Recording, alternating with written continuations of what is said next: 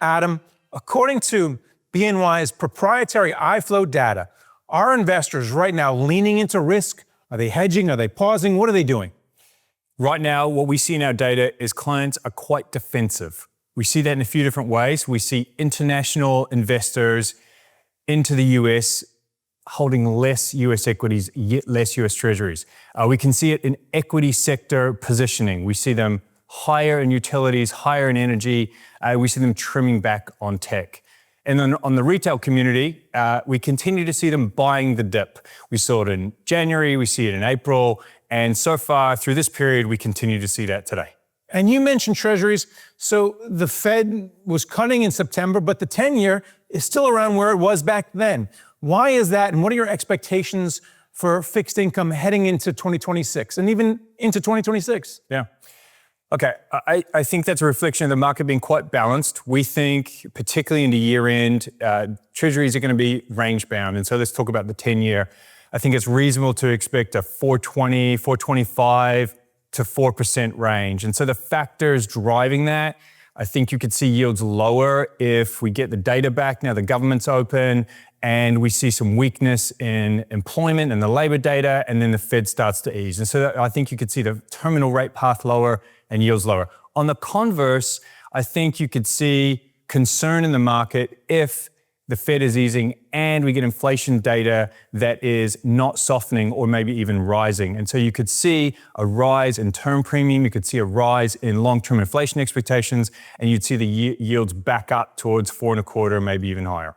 How is what the United States Federal Reserve, our central bank, doing, jibing with the central banks of foreign countries? Yep. I mean, because we keep seeing the dollar go down. The only thing I hear that's going on in foreign central banks is that they're buying gold. Everyone's buying gold. Yep.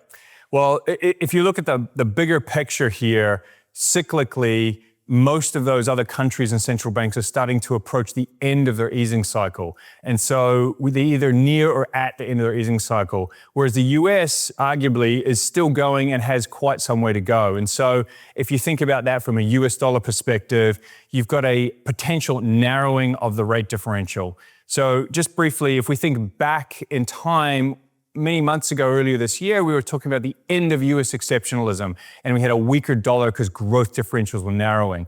If indeed we see the rate differentials between now and year end and early next year continue to narrow, we would expect to see a weaker US dollar and that trend start to reemerge in the markets. And by the way, we do see that in our data. Given the breadth of our view across our franchise, we saw it back then and we'd expect to see it going forward. All right, with that macro background, what should investors and advisors be doing?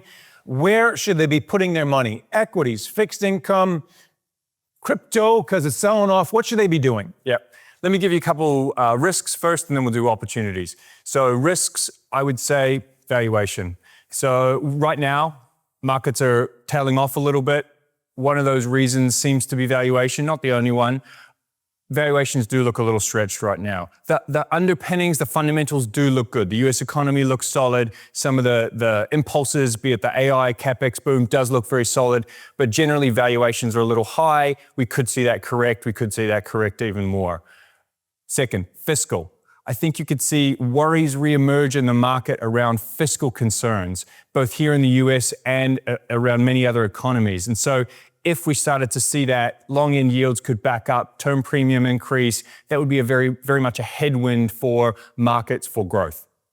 On the opportunity side, if we think about some of the performance recently, international equities have outperformed US equities. The valuations are much better. So looking forward, that would be an opportunity. You could make a case that would continue into next year. And so that would be one that I'd put on people's radar. And then the last one would be volatility.